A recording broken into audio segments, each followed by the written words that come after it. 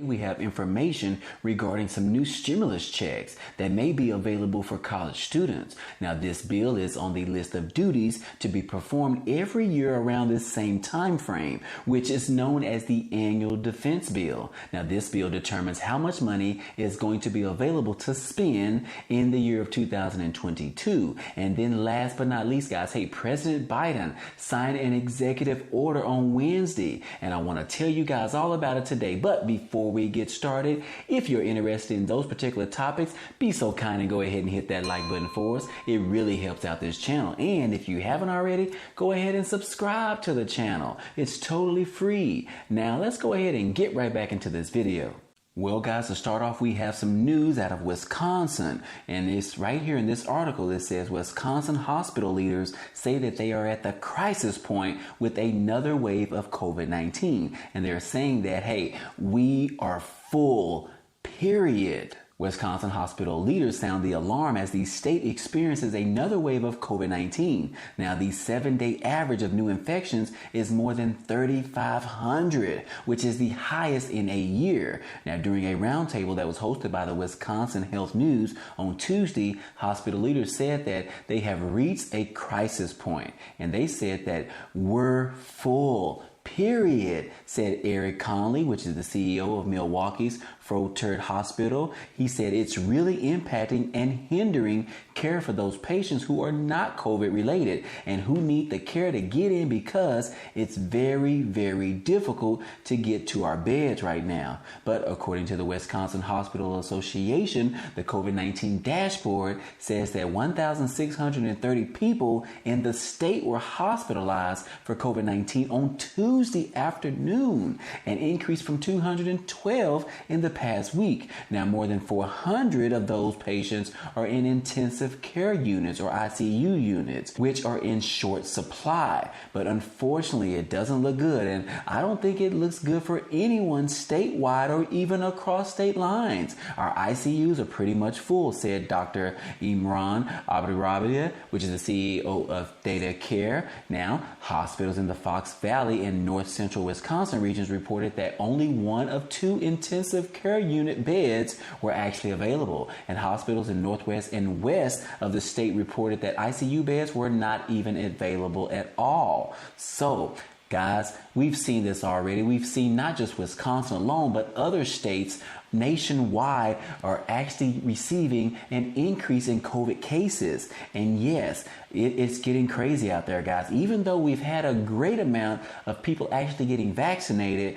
we are still seeing an increase in these COVID cases around all states nationwide. Now, the good news is that we do have some news that are coming out of the CDC, and where they are reporting that 60% of the U.S. is now fully vaccinated. So yes, according to the CDC, now 60% of the U.S. population is fully vaccinated against COVID-19. Now, this comes as the Omicron variant continues to spread across the U.S. It has been detected in 20 states, and the number is expected to continue to increase, according to the CDC. But approximately 71% of the U.S. population has already received at least one vaccine shot, and around 23% have actually had a booster shot. And then some 64% of those over 5 years old are fully vaccinated as well. And that number is around 72% for all adults. Now, in addition to that, we do have some new news coming just out that says that over 200 million Americans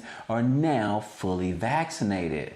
Pfizer and BioNTech said that 2 vaccine doses alone may not be sufficient to protect against infections by the Omicron variant, but could still protect against severe diseases. So yes, as the United States crossed that milestone as the threat of the Omicron variant spurred a flurry of jabs in the recent days, the daily rate remains far below its peak that we had back in April, and the U.S. lags significantly behind several other countries which have inoculated over 80% of their populations. Now, providers are administering about 1.78 million doses per day on average, including first, second, and additional doses, about a 47% decrease from the peak that we saw back in April the 13th of this year, which we actually had around 3.38 million people getting vaccinated every single day.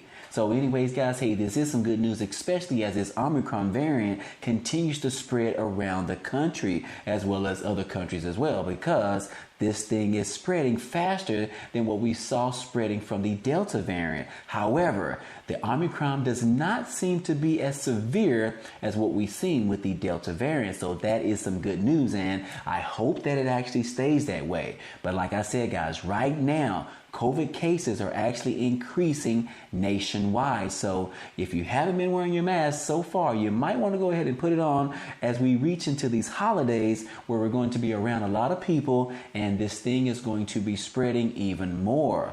I hope that information helps you guys out. But in other news, President Biden has signed an executive order that directs the federal government to become carbon neutral by 2050.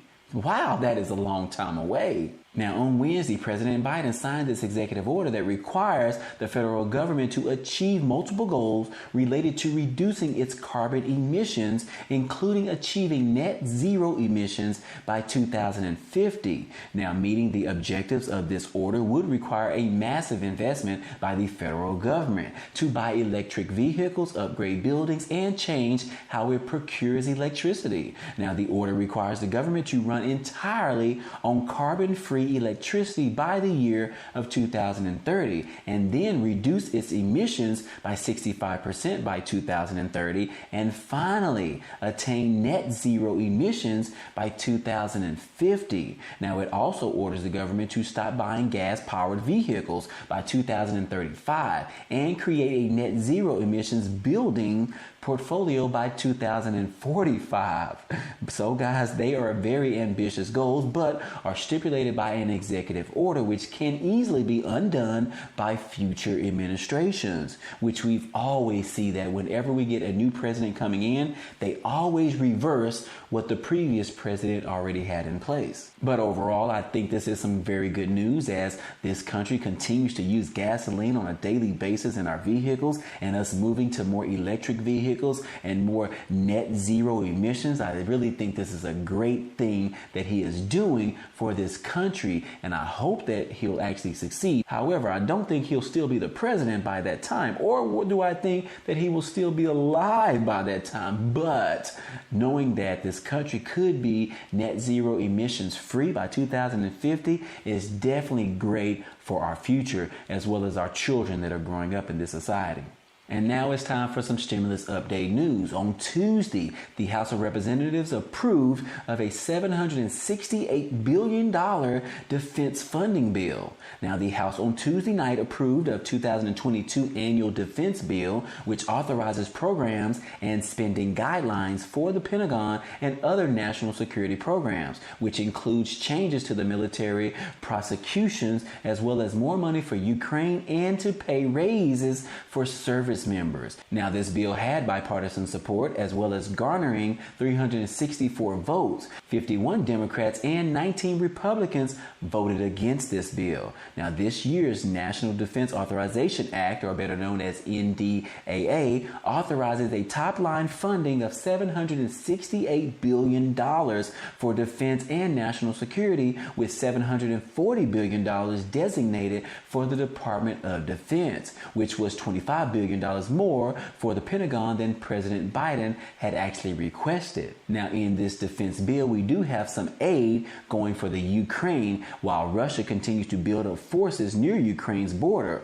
prompting concerns in the U.S. and Western Europe. The U.S. plans to send more aid to Ukrainian security forces. The NDAA authorizes a $50 million increase in assistance for this particular purpose. Now, as far as China goes, To deter China, the bill includes $7.1 billion for the Indo-Pacific Deterrence Initiative. Now, the Pentagon has repeatedly called out China the pacing challenge for the Department of Defense. And then we also have some aid going for the sexual assault that's going on in the military, which is one of the highest profile issues this year in Congress, was figuring out how to address sexual assault in the military. Now, this bill would remove the decision to prosecute crimes of sexual assault and related crimes from the military chain of command, but it would not remove all felonies from the chain of command, as Senator Christine Gillibrand of New York advocated for. So yeah, guys, they were able to pass this defense bill for the 2020 defense for the Pentagon as well as other national security efforts. Now, this has only been passed in the House of Representatives, and now this particular defense bill will now go to the Senate for their approval as well, and then it can go to President Biden for him to sign his signature, and this bill will actually go into legislation.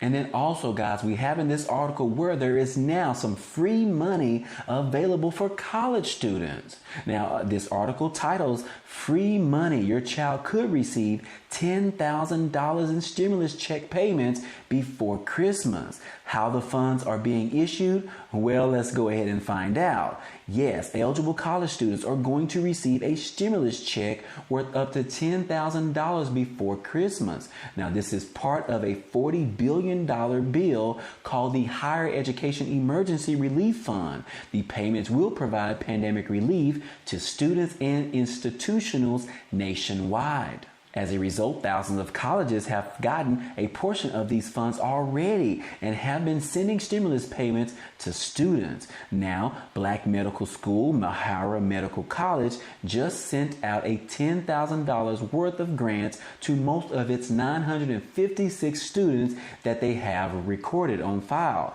Now, those with direct deposits should have received their payments sometime last week. But according to the president, James Hildreth, which students who did not elect for direct deposit can pick up their checks at the campus cashier's office on the 5th floor of the LRC at this Mahara Medical College.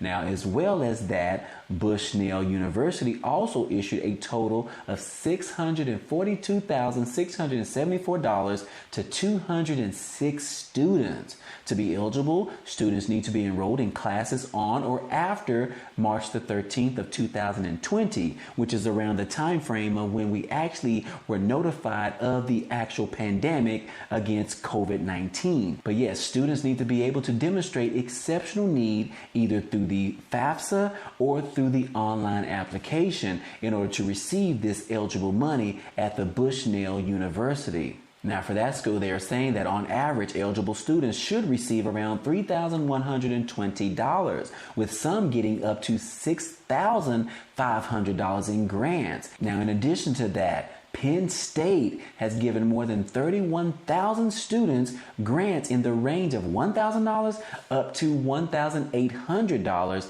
in its first round of funding, which ended on November the 15th. Now, for the second round, students with exceptional financial needs can file an application online for funding worth up to $1,000 each. Now, this is available for those who did not qualify for the initial round worth $1,800.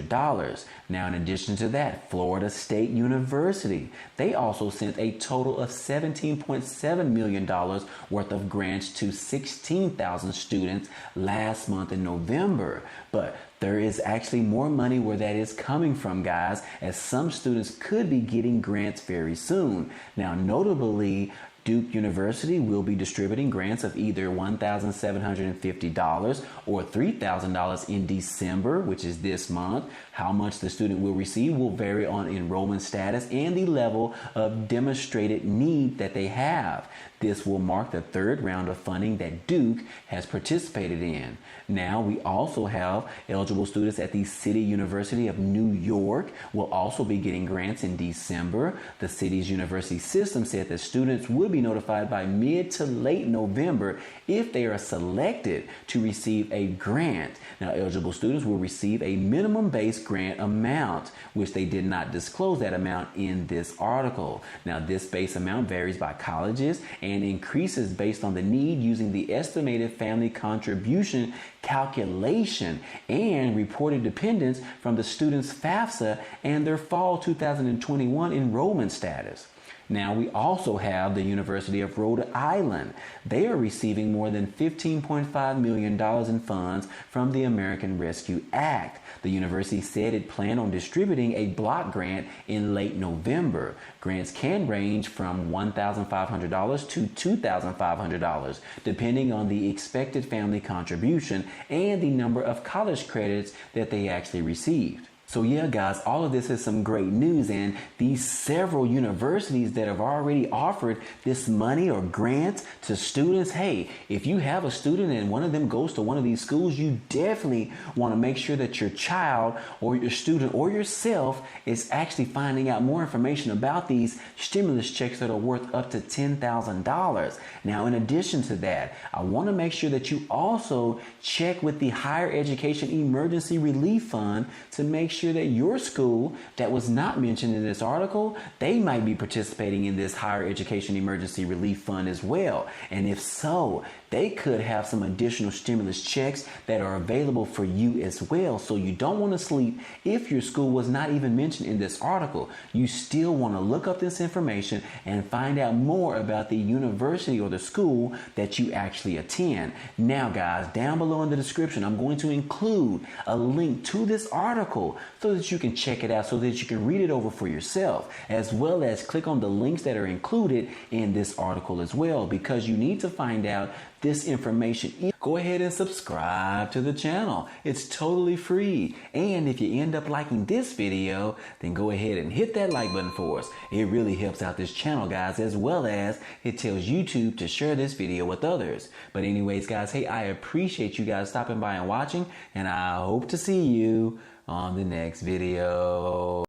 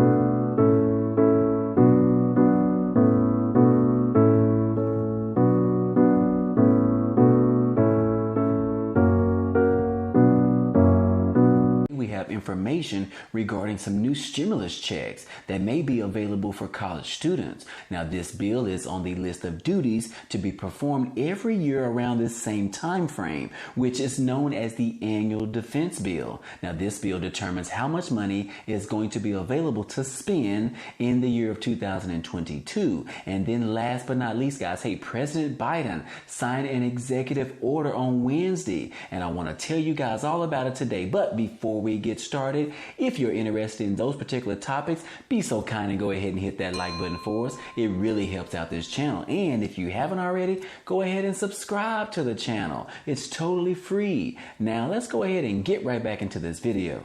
Well, guys, to start off, we have some news out of Wisconsin, and it's right here in this article. It says Wisconsin hospital leaders say that they are at the crisis point with another wave of COVID-19, and they're saying that, hey, we are full, period. Wisconsin hospital leaders sound the alarm as the state experiences